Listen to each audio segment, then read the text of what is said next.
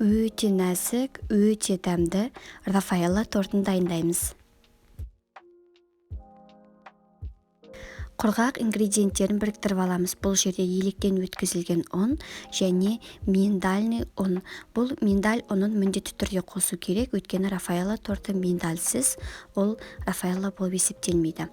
Ал мұнда разрыхитель қосып, осы ыдыстың өзінде немесе електеріңіз болса дайын сита соның ішіне салып араластырып аламыз.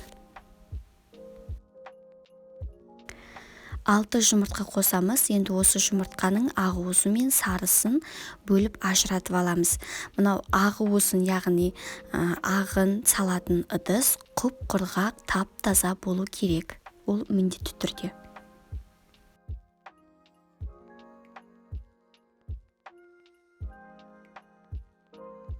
Миксерлеуді бастамас бұрын лимон қышқылына шым-шым қосамыз. Ол ақуыздың арасын жақсы ажыратады. Егер ол болмаса, шым-шым тұз тастауға болады. Енді миксердің төменгі жылдамдығынан бастап миксерлейміз. Өзі ағарып, жаңағыдай көпіршіп бастап жатқан кезінде, яғни 30-40 секундтардан кейін жаймендеп жылдамдықты көтеріп отырамыз. Осылай әппақ болып көтерілген кезде, яғни 2-3 есе объем берген кезде қантты 3-4-ке бөліп салып миксерлейміз.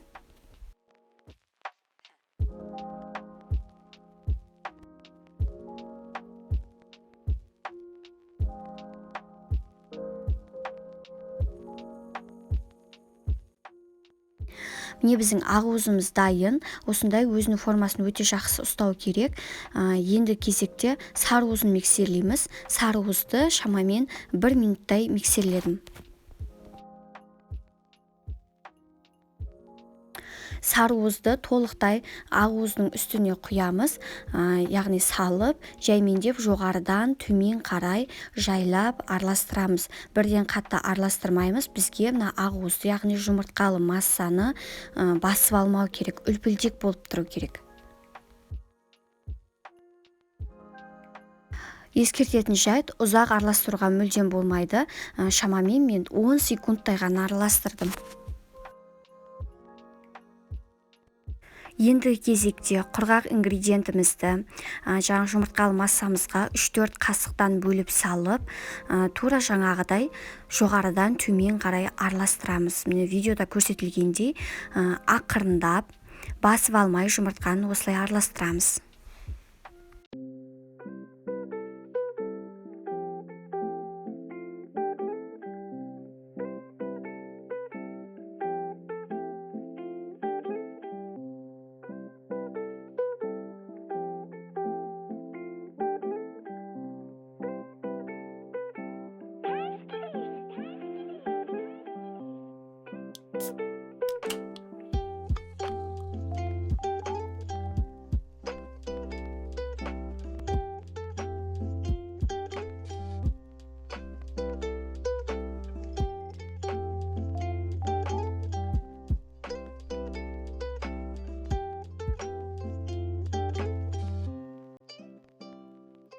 Біздің бисквитіміздің қамыры дайын, кішкене осындай қоймалжыңдау болып шығады.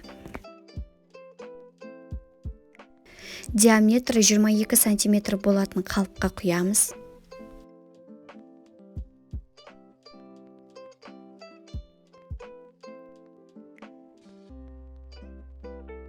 Оны алдын ала қызып тұрған пеште 180 градуста 30-35 минутта пісіреміз. Пісіп шыққан соң толықтай осылай кері қарай аударып суытуға қоямыз. Толықтай суу керек. Бисквитті осылай ауа өткізбейтіндей етіп пищевой пленкаға орап, бір түнге сақтап қойсаңыздар да болады.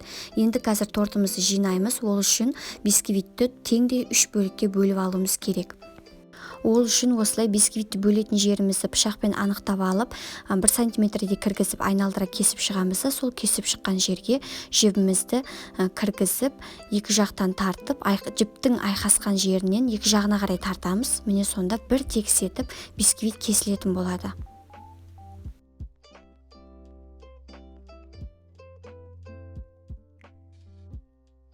«200 грамм маскарпонеге 200 грамм сливочный сыр қосамыз.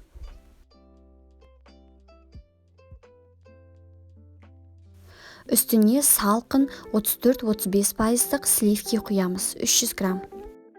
Сахарная пудра, яғни қант ұнтағынан 50 грамм қосып, миксердің төменгі жылдамдығынан бастап миксерлейміз. Мұны да әр 30-40 секунд сайын жылдамдығын жоғарылатып отырамыз.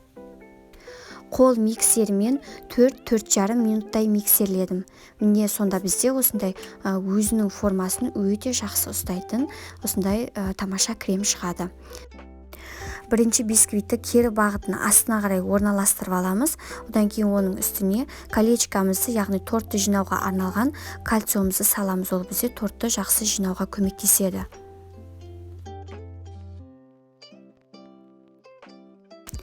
Кремді осындай кондитерский мешокқа салып алып, бір келкі етіп айналдыра жағып шығамыз.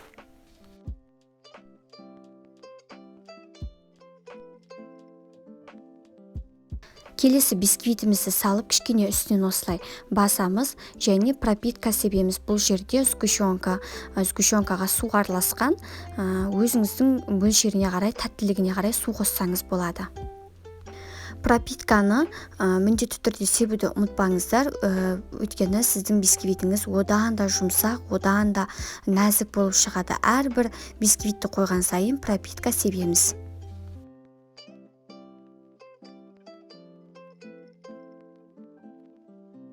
Соңғы бисквитті кері бағытқа қарай орналастырып саламыз.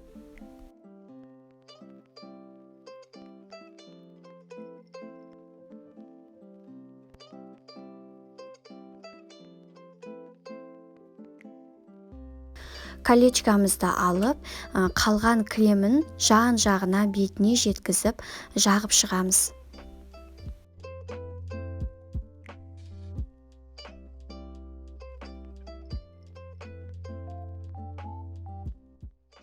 Кондитерлік шпатель және скалканың көмегімен торттың бетін жан-жағын тегістеп шығамыз.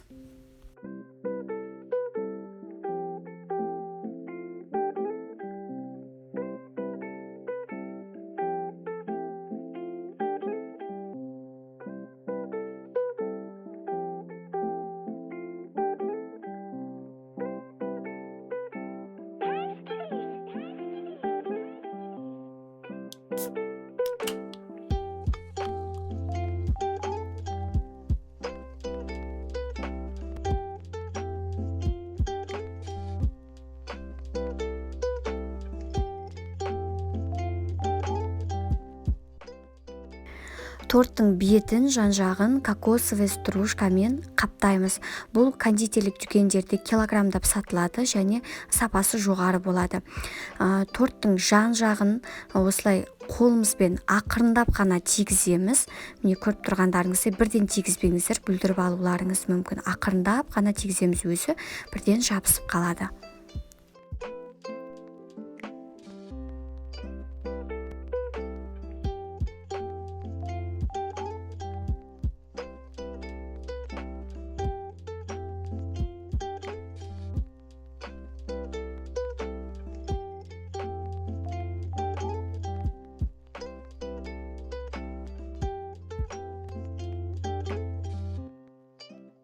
Жан-жағын осындай щеткамен тазалап алған өте ыңғайлы, және тортты бүлдіріп алмайсыз.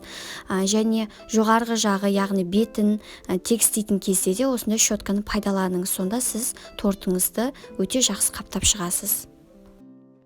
Арнайы Рафаэлло конфеттерімен сәндесеңіз, тіпті әдемі көрінеді.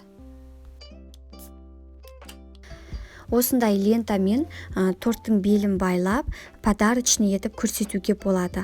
Осылай байлап, бантик түріне келтірсеңіз болады, немесе жай ғана менікі сияқты осылай керек емес жерін қайшымен қырқып тастап, скотчпен бекітіп қойсаңыз болады.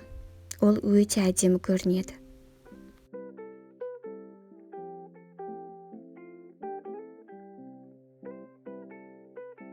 Дайын болған тортымызды кем дегенде холодильникке 3-4 сағатқа қоямыз, немесе бір түнге қалдырсаңыздар да болады.